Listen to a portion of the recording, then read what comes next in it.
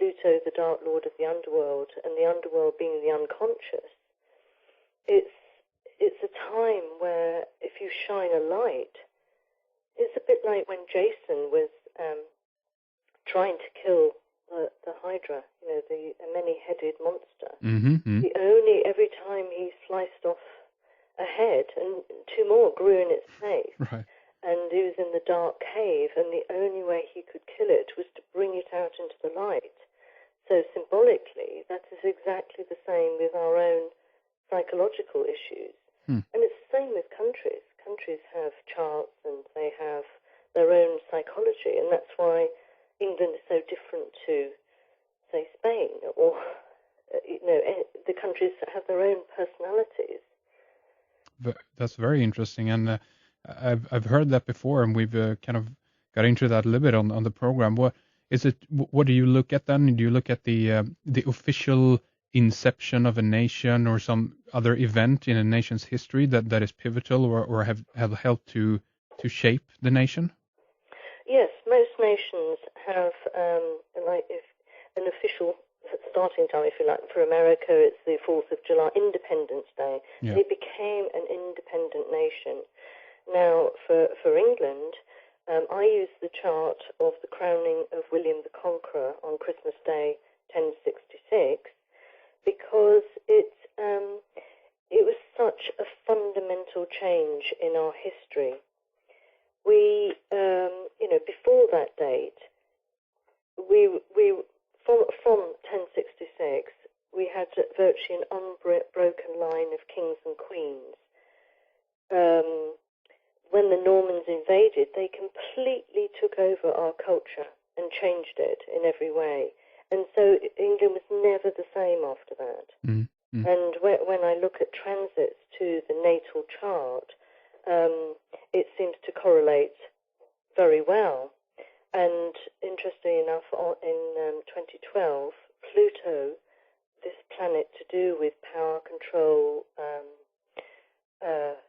change and transformation, is going to be exactly on England's sun and midheaven. The midheaven is the point in the chart to do with our status in the world. Mm-hmm. And that's why I don't think it's any coincidence whatsoever that we won the Olympic bid against all odds. Absolutely. I mean, France was due to win, but if you look at China last year, the whole of the world's eyes are on that country. Mm. So it would be completely in keeping to have Pluto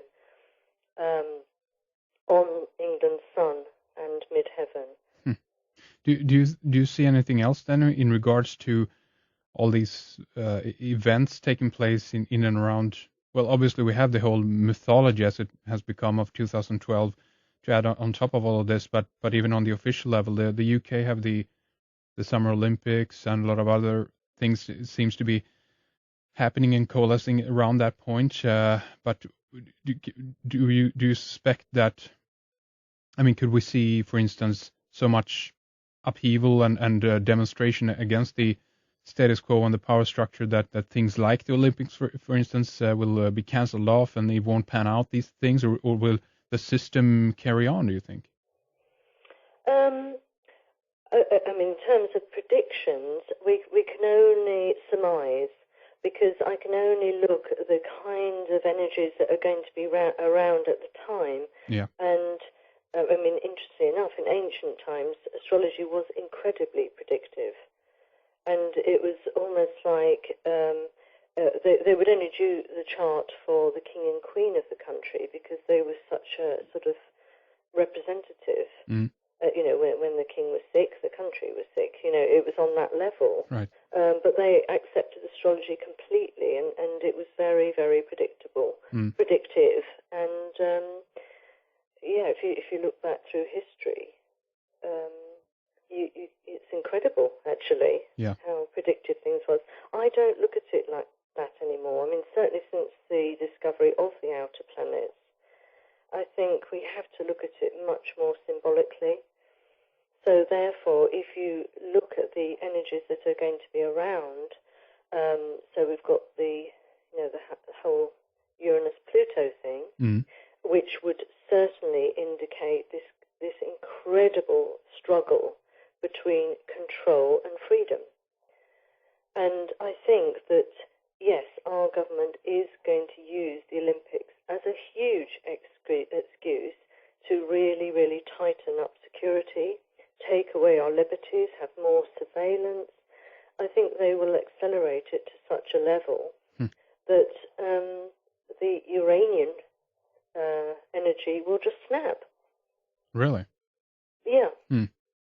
It's what I can see as well is that it's also a kind of game going on between what happens on the official level of things and also what actually happened beneath the surface or the unconscious level of things. For instance, if you mentioned about Obama before, well, at least what I've been able to see so far and what I've been able to study is that absolutely on the surface he seems to represent change. He seems to represent that new energy, if you will, and on the official level that is what he is. But if you look at it unconsciously, meaning that if you go into the occult or the hidden aspect to this, I see the same kind of I guess Saturnian / Plutonian powers behind him. I don't know. Do you have any ideas or something to share with us about that? Yes, I think that when we have the opposition in the sky like that, I mean we have obviously both energies going on at the same time, so it's almost like no, he's not like pure uranium energy because you've still got the Saturnian element in the background, if Yes. you like. Yes. It's just that overtly it would appear that he is this, sort of breath of fresh air with that uranian spirit. But where's Saturn? Indeed, where is Saturn? And like you say, it's very much in the background, very much working behind the scenes. Yes.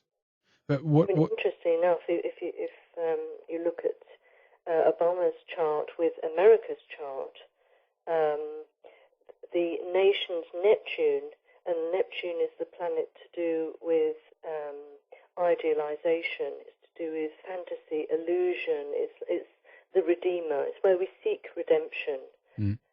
It's where we seek that sort of feeling of that we are all one, or that pre-birth feeling that we all have, because we all have Neptune somewhere in our chart.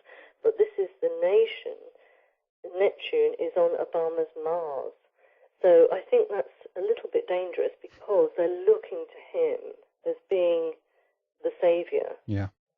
But the thing about Neptune is that it's kind of not real. Huh. And how about that? So he could fall extremely hard off his pedestal once reality kicks in. Huh. And that's, if you ask me, that's absolutely what I see happening, actually. And this, this deception, if you will, that it actually has been. And I think that, again, that, with having said that, I think this spawns from a genuine and an honest feeling that people are having at this particular time. As you say, they do want some kind of change. They're so hungry for it that they're willing to take everything and just try it out. And I think that that's why they swallowed what Obama represents, hook, line, and sinker. And unfortunately, I think that this is already beginning to show itself to turn its ugly side towards us. I just read today that his approval ratings are slipping, and it's just a matter of how far this is going to, well, as you say, how fast he will fall off the pedestal, I guess. Yeah. Yes. I mean, that is the sad thing. I meet it in just sort of human relationships. Somebody might fall in love with somebody else because their Neptune is on their partner's sun or whatever. Mm-hmm. So it's like you only want to see the good in the person. You only want to see how they're going to redeem you and rescue you. And then when reality, because that they have got feet of clay and they are only human after all, it's like the backlash is the disillusionment. Yes. Very strong. How can you protect yourself, so to speak, against something like that? I'm thinking of if you're talking in the terms of astrology, then if you'll be able to predict or see this rather in the charts that, okay, the Neptunian and forces here, so to speak, are very prominent, so I should be aware or pay close attention to this. Is that the best way with awareness to kind of protect yourself? Yes, exactly. I mean, interestingly enough, that brings to mind there was only two things that the gods required of mankind, and it's written over the temple in Delphi. Mm-hmm. Know thyself. Yes. And nothing in excess. And if you just took those two things, can you imagine the difference that would make to humanity? Yeah, absolutely. Huh. But it's because we act so unconsciously, and we've got so far to go, on our evolution of consciousness, that it's such a slow process. But the more, and that's why, for me, astrology has been such a fantastic tool in, looking at things more psychologically, and the symbolism of, the thing is that the gods, they, in their myths, they would, say what the problem was, but they would also give the solution as well. Yeah. And I think we would do well to heed that.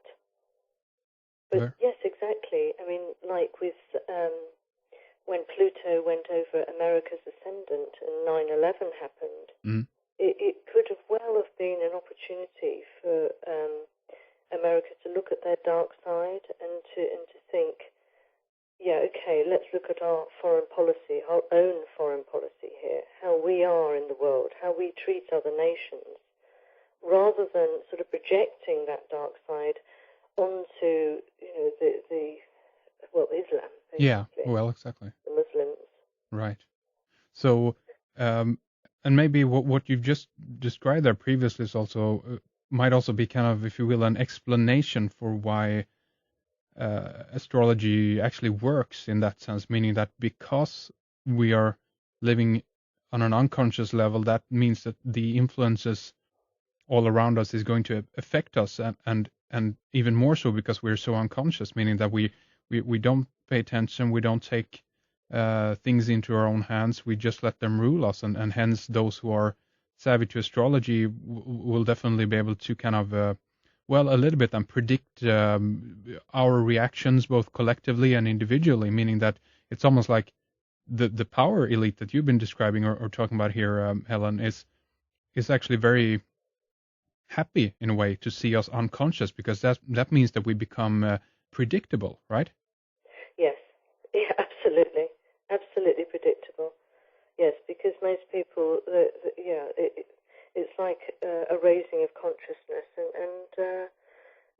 most people aren't. They just don't really think about what lies underneath, or really think about the consequences of their actions. I mean, mindfulness, if you really took that on board, and the very, very, very few people in the world that do, then we wouldn't have the problems in society that we have. Yeah. But there's, I mean, looking at the thing is, all the planets they're not just sort of good planets and bad planets. Sure. All of them have a light and a dark side. So, and with with Uranus and Pluto, if you look at that cycle and you go back through history, there's been huge advances in consciousness, usually through a struggle. I mean, interestingly enough, it's certainly associated with human rights and like the slave trade. And Ian Crane, for instance, goes on about how we have a new type of slavery at the moment. Yes. Which, because we're enslaved through debt. Our students now, as soon as they go to university, have huge debts. So they're already tied into the system. Yeah. So, it makes me wonder that with the Uranian spirit clashing up against this Pluto control, and Pluto controls through fear. And, we have a situation